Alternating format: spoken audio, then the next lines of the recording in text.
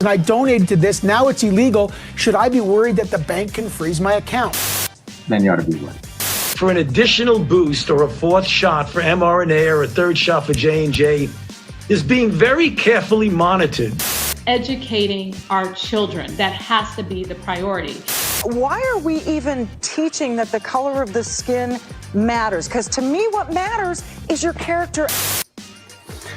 My goodness, we're a little bit late, but we're going to talk today about the drastically shifting momentum on the whole COVID pandemic. Also, Michelle Tafoya, former now reporter for NBC, has left, and a quick update on the Canadian truckers. Things are getting wild. Thanks so much for tuning in. This is Daily Caller Live. My name is Jobob. Daily Caller Live starts right now. 2, 1. Here we go! That might be the only brown guy on earth named Jobob. That is actually her name, Jobob.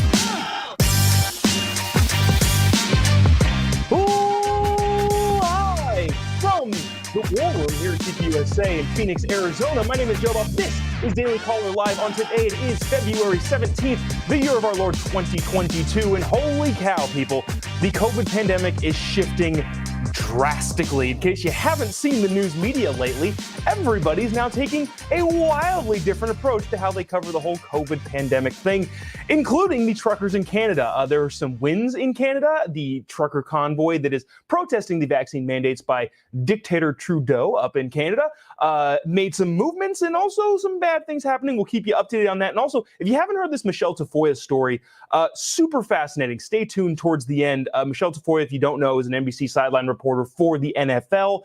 Fantastic job over the last 30 years. She has since left the NFL after doing the Super Bowl on Sunday.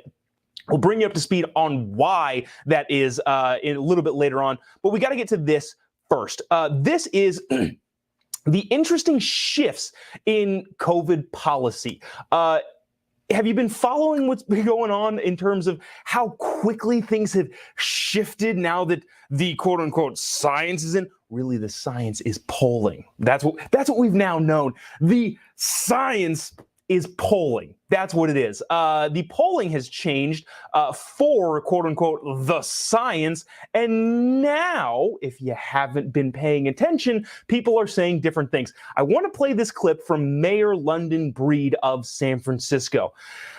We'll discuss why this is interesting after this, but listen to this clip. I would imagine that a lot of people, myself included, are going to agree with what she has to say here. Listen to this, then we'll talk about it on the other side.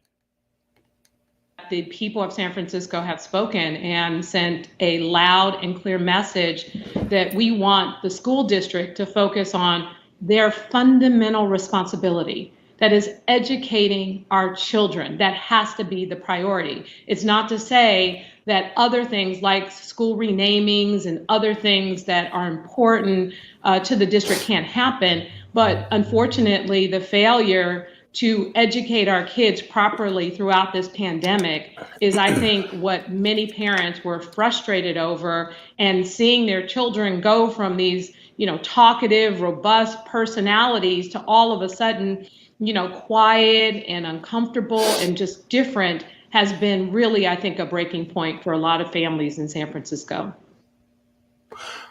Okay, so like you heard just there, that was San Francisco Mayor London Breed talking about the COVID pandemic and how it affected schools and education. Look, if you're watching this right now, I see a couple thousand of you watching this. Click the little like button down there, click the little share button, because people need to see this. Because we now, all of us who have been saying this for the last 18 months, need to have a conversation about how we're going to handle this. Because on one hand, there's clearly room of acceptance for people coming to the light. Obviously, I would disagree vehemently, and I think a lot of people would, on some of the policies that Mayor London Breed in San Francisco is enacting. However, do we give them credit for now seeing the light and saying there out publicly people are upset on how the school was handled? So there's that component of it, but at the same time, there's the component of how much do we accept people who are only doing this just because the polls are telling them to? Clearly, what happened just 2 weeks ago is there was some internal polling on the Democrat, DNC, whatever it is you want to call it, the lefty side that said, holy cow, we are going to get whacked in the midterms if we don't pivot our strategy here. This, I believe, is from CNBC. CDC wants to give people a break from wearing masks as pandemic improves, the CDC director says. Centers for Disease Control and Prevention is reviewing its mask guidelines, shifting its focus to COVID hospitalization as key measures of severity of the outbreak, and future guidelines determine whether health safety protocols need to be tightened, said the agency's director, Rochelle Walensky. Again, all of this is pretty convenient timing. Now, I am willing to say there is some forgiveness and acceptance out there. If somebody comes right, who are we to say no? Forget you. But at the same time, maybe we should. I don't know how we handle this, and this is going to be the most interesting conversation among your, we'll say, conservative-leaning or right-leaning audiences. How are we going to react to the ever-shifting tide to people to the side that we've been holding for the last 18 months? I don't know. Rochelle Walensky went on to say, we must consider hospital capacities in addition to important barometers, yada, yada, yada. But then she also said this: we're moving into a time where COVID isn't a crisis, but it's something we can protect against and treat. Yes. We've been saying this for however long.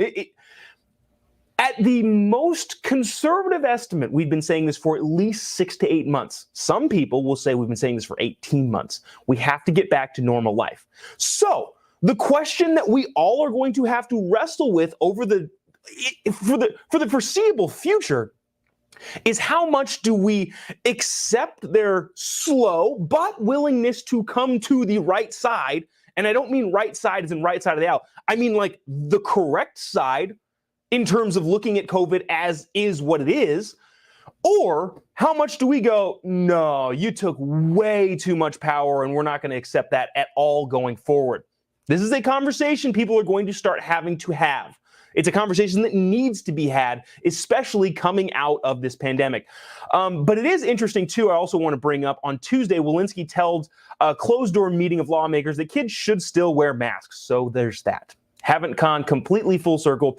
In the kids wearing masks situation, I was at a rally last night in Chicago, talking about kids in schools in masks, talked to some really passionate moms, some really passionate students about not wearing masks, especially because pretty much everyone says they don't work against the Omicron variant and the new Omicron variant that is sweeping through Australia that is even less severe but more spreadable. We won't delve into that right now. But the idea that kids wearing masks in schools has nothing to do with the science. The only thing it has to do with is the teachers' unions, who are massive lobbyists. If you don't know this about teachers' unions, they spend more money than pretty much anybody in politics. In some states, the teachers' unions are the biggest political spenders in order to get people elected. So when it comes to unmasking kids at schools, know that that decision is not being made by, quote unquote, the science. It's being made by the teachers' unions overlords that control the politicians in power. If the teachers' unions don't want it to happen, it won't happen. Regardless of, quote unquote, the science, regardless of following the science, what's really going to push that particular needle doesn't have anything to do with COVID. It's entirely the teachers' unions and how powerful they are as political actors. So there's that. I do want to get to this. I want to play this interesting clip. This is from Dr. Fauci yesterday. This whole segment has been talking about the shifting ideas and the shifting attitudes towards COVID. But some people are not so quick to shift. And some of those people, as you would have expected, is King Dr. Fauci. Watch this. The potential future requirement for an additional boost or a fourth shot for mRNA or a third shot for J&J is being very carefully monitored in real time, and recommendations, if needed, will be updated according to the data as it evolves. So there's Dr. Fauci saying that we could need a fourth shot of the COVID. If you haven't already, potentially a fifth shot. We're always watching it as it evolves. My Dr. Fauci sounds a lot like Senator Schumer. I got to work on that. I think there's a little bit of a difference there. but they sound very similar. So while a lot of people, especially your political actors, have been screaming to the other side, especially given the polling of how Americans feel about COVID, Dr. Fauci is holding his ground and saying, wow, we might need 3 or 4 or 8 or 9 or 26 more shots. That is what it is. So let me see what I want to get to next. Oh, you know what? This is a crazy. If you watched the beginning of this episode, there was a clip that we played from the Canadian. Let me make sure I get his title correctly. Canadian Justice Minister David Lametti. Holy cow. You have to stick around for this clip. But before that, I got to tell you about inflation. Inflation is going through the roof. Inflation is at a 40-year high. How do you protect yourself against inflation? Because inflation is stealing your money. Ronald Reagan had to deal with it 40 years ago. And he said inflation is basically like a thief in the night that'll rob you for everything you got and not think twice about it.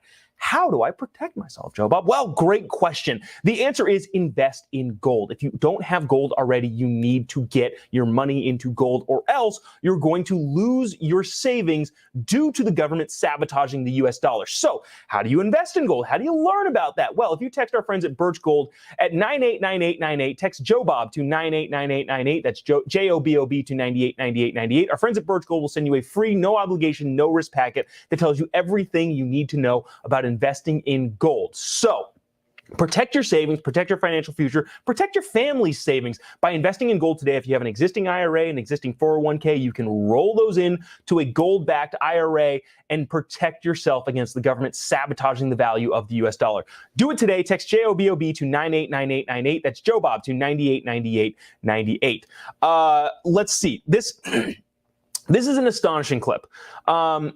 This clip of the Canadian, Justice Minister David Lametti. BBC announced Tuesday that it would. So here's what's going on. Justin Trudeau, Prime Minister of Canada, came out and said, we're using emergency powers. And a bunch of the provinces said, screw that. No, you're not. We're not following along. British Columbia announced Tuesday that it would drop capacity limits in restaurants, bars, movie theaters, and at gatherings such as weddings and funerals. Masking and vaccine requirements will remain in place. But basically, the BC announcement comes the same day that Quebec announced it would drop its vaccine passports on March 14th.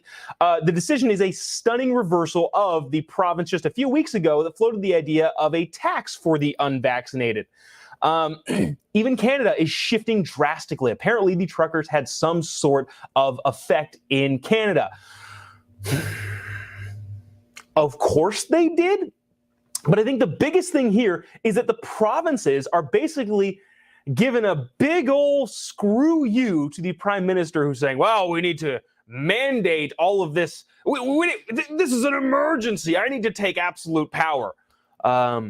There were some really interesting memes. If you watched Star Wars, the prequel 3 episodes, the Emperor Palpatine taking complete power only because it's an emergency. It's exactly what Justin Trudeau tried to do, but the provinces are pushing back. 57% of Canadians disapprove of Prime Minister Trudeau, which is higher than I think anybody's been in as of recent in Canada. The only person that is more disliked by his citizens is the President of the United States, who has like a 63% disapproval rating. Trudeau himself is at 57% disapproval rating among Canadians for Prime Minister Justin Trudeau. But the bad side of that is Ottawa. What's going on in Ottawa? Ontario Provincial Police mobilized outside of Ottawa City Centre on Thursday. It appears a preparation to clamp down on protesters who have paralyzed the capital of Canada for the last 3 weeks. So we'll keep a close eye on that. But I want to bring you this clip. This is very telling. This is, again, Canadian Justice Minister David Lametti saying this. Just watch this and we'll discuss on the other side. It is insane. Oh, sorry about that. There we go. Look, you've just compared people who may have donated to this to the same people who are funding maybe a terrorist. I just want to be clear here, sir. This is really important. A lot of folks say, look, I just don't like your vaccine mandates and I donated to this. Now it's illegal. Should I be worried that the bank can freeze my account? What's your answer to that? Well, I think if you are a member of a pro-Trump movement who's donating hundreds of thousands of dollars and millions of dollars to this kind of thing, then you ought to be worried. I'm going to play that one more time. You just have to listen to that one more time because who may have donated cow. to this to the same people who are funding maybe a terrorist. I just want to be clear here, sir. This is really important. A lot of folks say, look, I just don't like your vaccine mandates and I donated to this. Now it's illegal. Should I be worried that the bank can freeze my account? What's your answer to that? Well, I think if you are a member of a pro-Trump movement who's donating hundreds of thousands of dollars and millions of dollars to this kind of thing, then you ought to be worried. If you are a member of a pro-Trump movement donating money to a protest, people peacefully protesting, you could have your bank account freezed by the Canadian government? And that's the justice minister talking? Holy cow, man. So here's the thing. Even if you're in political office and you believe this sort of stuff, which is crazy, you have to know better than to say that sort of stuff out loud because it literally makes you sound like a tyrant or a dictator. There was a meme going around of President Xi calling President Putin, and now I'm falling into the trap calling them president, Dictator Xi calling Dictator Putin, saying, hey, are you checking out this Trudeau guy? He's doing some great dictating. Apparently, you can get away with saying stuff like that in Canada. Not only is Prime Minister Trudeau saying that sort of stuff, but you've got the Justice Minister yeah, I said that. You got the Justice Minister saying, well, if you donated to any of these causes, you could maybe get your bank account frozen by the government. I don't think that's going to play well in his favor. Again, Justin Trudeau has a 53% disapproval rating from Canadians. I don't think this is going to help his approval ratings going forward. I don't know. What do you think? Let me know in the comment section. Let me see. That's just about it with that. I wanted to get to this. So I've got a bunch of clips here about the Michelle Tafoya story. If you don't know who Michelle Tafoya is, she's a reporter for NBC, did all of the sidelines for Sunday Night Football, among other NBC coverage of the NFL. Al Michaels, Chris Collinsworth would say, we're going to the field with Michelle Tafoya, who's got coach so-and-so, and they're going to talk about whatever. She left NBC. She left NBC on her own terms. She said she does not want to be there anymore. She was on Tucker last night with a big, long clip. I've got those clips broken up. This is decently long footage, but every single part of this segment that I pulled out is important. So these clips are a little bit long. Look, if you haven't already, click the little like button down there. It's like right down here. Click the little share button. It really helps us out. Really helps us get a lot. It doesn't cost you anything. Helps us get to more people. And people need to see this because people in the mainstream are now speaking out. Michelle Tafoya said she's a moderate, but she doesn't even feel represented by the ideas being pushed by her network and any sort of that. So listen to a couple of these clips from Tucker Carlson. We'll discuss intermittently in between.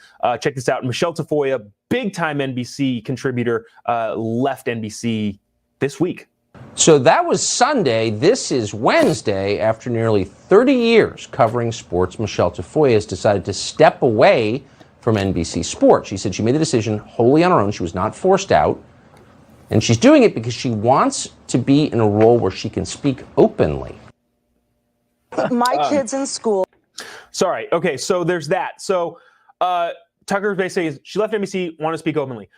Okay, so that comes on the back of this November interview that she did with The View. Watch this. Well, there is a big focus on the color of your skin. How old are your children? My children are now 16 and 13. Okay, in what way? It's been going on since they were in lower school, all right? And it is that there are affinity groups on campus for...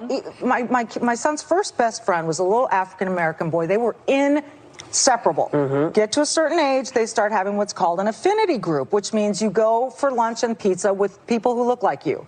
Suddenly, my son wasn't hanging out with him anymore. Why are we even teaching that the color of the skin matters? Because to me, what matters is your character and your values. Yes, but you know, you live in the United States. You know that color of skin has been mattering to people. Can't we change it that it doesn't? We need white people to step up and do that. But I think that they've been doing that since the Civil War, and I'm not saying it's perfect. No, they haven't. So that's, again, Michelle Tafoya on The View saying the radical idea of, hey, why don't we look at people's content of their character, not the color of their skin? Paging Dr. Martin Luther King, and Whoopi Goldberg then refuting that. Apparently saying that you should judge people based on the content of their character is a radical idea that forced Michelle Tafoya to leave because people pushed back on her saying that sort of thing.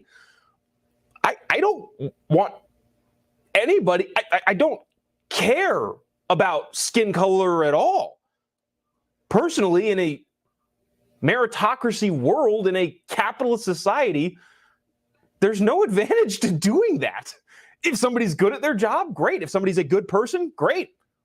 Who cares? And that's the view that Michelle Tafoya expressed on The View, got ridiculed for it, lambasted for it in the Super Bowl, that ended up being her last time speaking on NBC. Well, reporting for NBC. Now, again, she said herself on Tucker that she was not pushed out. She didn't leave on bad terms. But that's the society that we live in, I guess. Crazy that it is a radical idea to say that you should judge people on their content and their values. The content of their character and their values. That is a radical idea nowadays. Wow. All right, I'm going to play this last clip of Michelle Tafoya on Tucker. Listen to this. I think she's got some great things to say. Listen, I know there are repercussions for whatever I choose to say. And I've talked to my kids' school about it. You know, please don't hold this against my kids. I'm speaking for me. I'm speaking for my family. But please don't hold this against my kids. But this is what I really believe. I think I speak for a lot of people, like you said, Tucker. And a lot of these people, my friends, are afraid to repost things that I've posted or, get into political conversations. They are, and they've said it, I'm afraid. I don't want to get in these arguments with my friends, with my boss, with my colleagues. This is the most terrifying thing in the world to me right now, that people are afraid to talk. These are words coming out of our mouths. Yeah, yes. We could probably hurt people with our words. I acknowledge that. But I get to choose my reaction to everybody's words. And everybody else gets to choose their reaction to my words. So they can choose to react to what I say. I'm going to choose to say what I believe and what I feel very strongly about. And I'm going to continue this. And this is the direction I'm headed. Wow. What an extremist. Michelle Tafoya, again, we'll see what happens with her. I don't think she goes and, well, I'm not going to assume what I think she's going to do I'm not going to guess what I think she's going to do with her platform and her audience speaking on these sorts of issues. But again, this is a totally reasonable thing for someone to think or believe. This is not a radical extremist opinion to think that people should be judged on the content of their character, not the color of their skin. I'm kind of tired of talking about it, but given that it's like a thing that constantly comes up again and again and again and again, and more prominent people like Michelle Tafoya, who came out of, like, NBC is a massive network, clearly hosting the biggest TV show in the country, the NFL. To leave that job is no small thing. And to leave it on the grounds that she did is an interesting story nonetheless, especially given how a lot of the left treats the race conversation in America, which is not well, by the way. I want to tell you one more time about inflation. Inflation is through the roof. Holy cow, it is bad. 40-year high, 7.5% year over year. And I don't think February is going to get any better. There's still like $500 million that the federal government has to spend, but isn't even earmarked. And there's a crazy, it's insane. You need to protect yourself. How do you protect yourself against inflation? The government is doing everything it can to sabotage the value of the US dollar, because the government, if you don't know this, craves a weak dollar, because a lot of reasons why. It lessens their burden on the debt that they have, which is what, $30 trillion nowadays? So you need to protect yourself against inflation. What's the best way to do it? Investing in gold. Now you may be asking, well, maybe saying, I don't know anything about investing in gold. What does that even mean? You can text our friends at Birch Gold and they'll send you everything you need to know about investing in gold. You can text Jobob to 989898. That's Jobob to 989898. And our friends at Birch Gold will send you everything you need to know about moving an existing IRA or an existing 401k into a gold-backed IRA, buying physical gold if you want that sort of thing. Birch Gold handles it all.